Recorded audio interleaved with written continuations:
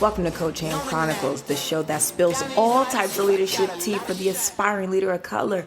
I am your host, Coach Ham, and today we'll be talking about how to snatch a seat at the table, or at least come and snatch someone's edges. So let's get started. Shirley Chisholm once said it, if they don't bring you a seat at the table, at least bring a folding chair. I say let's build a house around said table. I don't want a folding chair, baby. I want the whole house. In Fortune 500 companies, did you realize that there's only 3 Black chief executive officers? 3 out of 500 companies. Now, when we start talking about representation and visibility of marginalized groups of people, African Americans, Hispanics, Asians, what does that really look like for organizations? And I'm not talking about branding.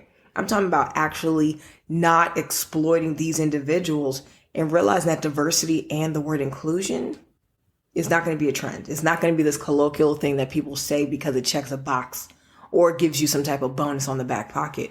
I'm talking about when we start having diversity in exchange of conversation for a widening of a target audience.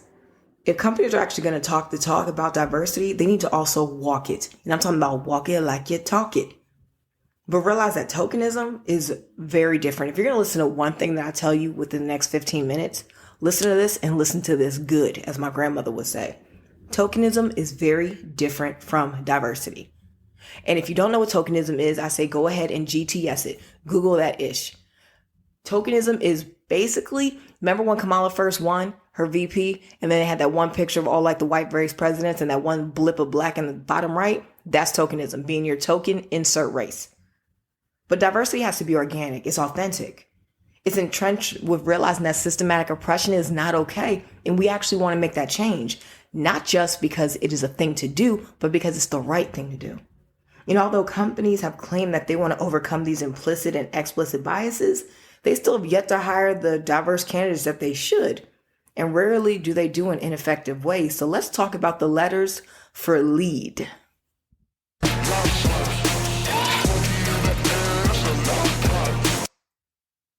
So we're talking about the letter L. Listen to your responses and how you deal with adversity. Once you acknowledge that this powerful role in which it's major or minor can play in your life, I guarantee you become more aware of how equality is quantified and qualified when it comes to nature and nurture. Research has often shown that although many people are happy to talk about diversity, here's the catch. When it comes down to race being the subject, people get extremely nervous to the point that any real exchanges about race will then start to evoke resentment, anger, shame. And they want to, of course, dispel those myths or that notions that I'm not a racist. If you have not seen that recent MSNBC article where they're talking about these cultural text codes being taught in the Midwest to elementary schools, you should check that out.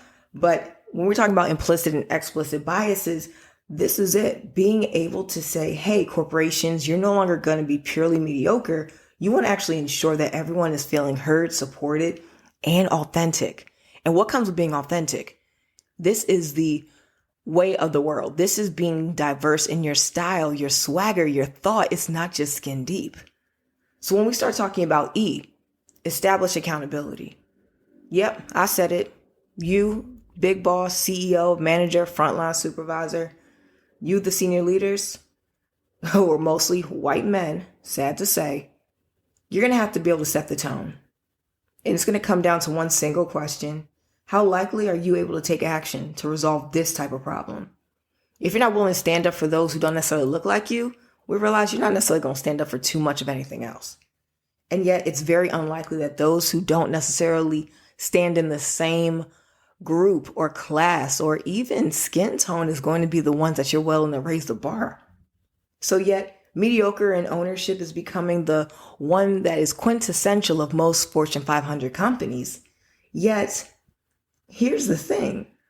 When we start talking about ownership, an essential need for dealing with adversity, regardless of its size, accepting appropriate blame and taking actual ownership of what to strengthen and hold people accountable, what are you willing to do, big bosses? This requires you to be honest And I'm not saying that you need to admit to the 500 years of oppression or the 200 plus years of Japanese prison camps, Jewish prison camps, or those in North Korea, South Korea, for those that are in the Asian pandemic group. But also realizing that research has often shown that among Black and brown minorities, and even yellow, who aspire to be senior leaders, anytime they want to talk about race or some type of subsequential inability for them to be able to be fully capable of doing their job, they've also been feared or labeled as an agitator because they're talking about the one thing that they can realize and they can actually speak to, the struggle of gaining a seat. So white folks, I need you to actually listen. How are these people not gaining a seat at the table? They are new, they're innovative, they are creative. This is what you need to make sure that your business will thrive. So as the young folks say, let's see the receipts. So we're on letter A for analyze the evidence. Now, when we're starting to analyze these quintessential evidence and receipts, it's going to involve one simple question in processing. Whether you're going to examine it now, dispute it later, or even derail it in some type of destructive criticism based off of some mediocre conversation you have in the workplace on those beige cubicles, this is going to mean that it's not assuming the worst until it's proven to be. But research has also indicated that the only CEOs and lower level managers who have not ever been penalized for champion non-diversity or inclusive initiatives have been white men. Yeah, I bet you didn't think that was a surprising fact, did you?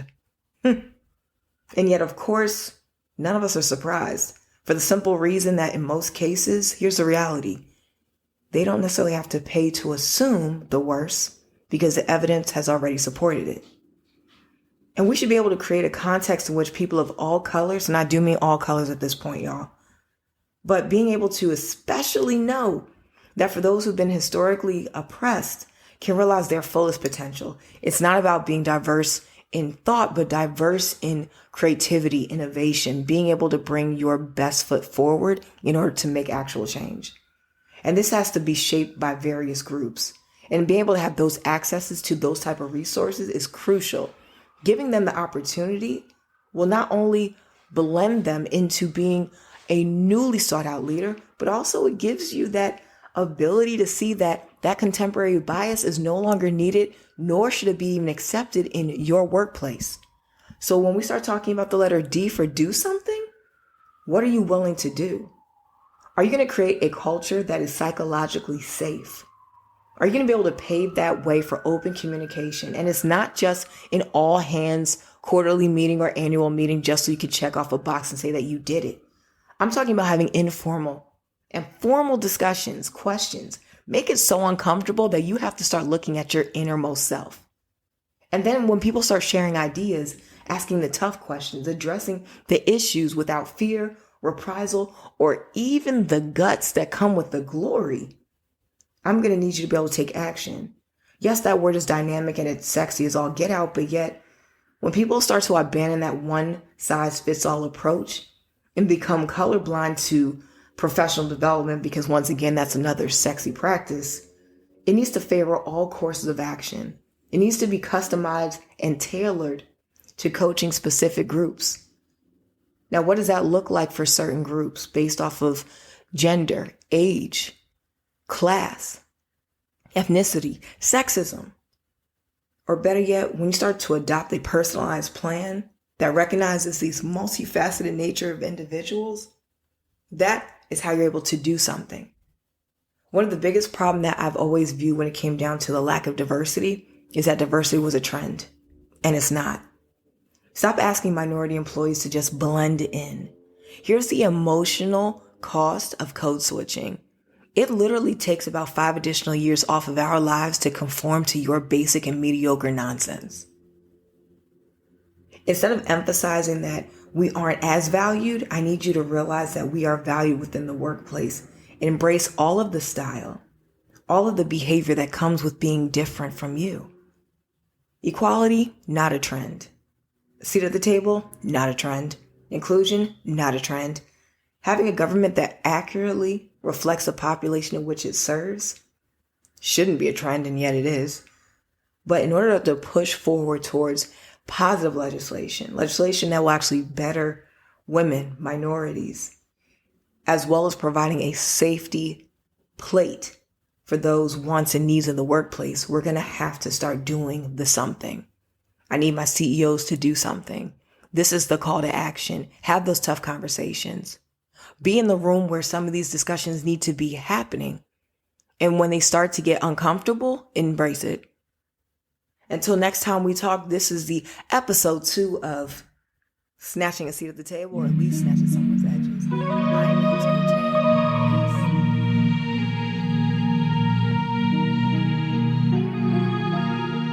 Artlist.io. Big time, number 9. Diamonds in my teeth, I got a lot of shine. Running up the number, that's a lot of crime. Try to take it from me, must be out your mind. Big time, lot of sun. Smoky in the air. Music licensing reimagined. Pockets running over with the dollar sign. Try to take it from me. Yeah. Big time, big time, big time. Big time.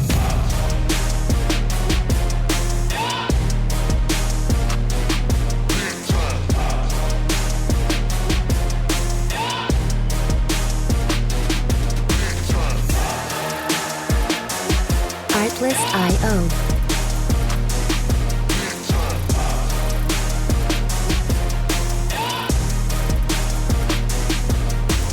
Big time, number 9. Diamonds in my teeth, I got a lot of shine.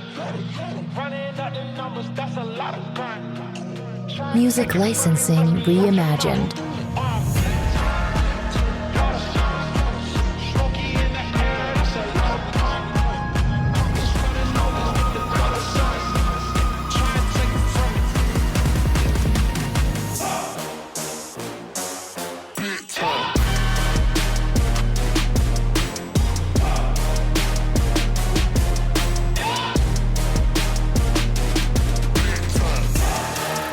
Artlist.io.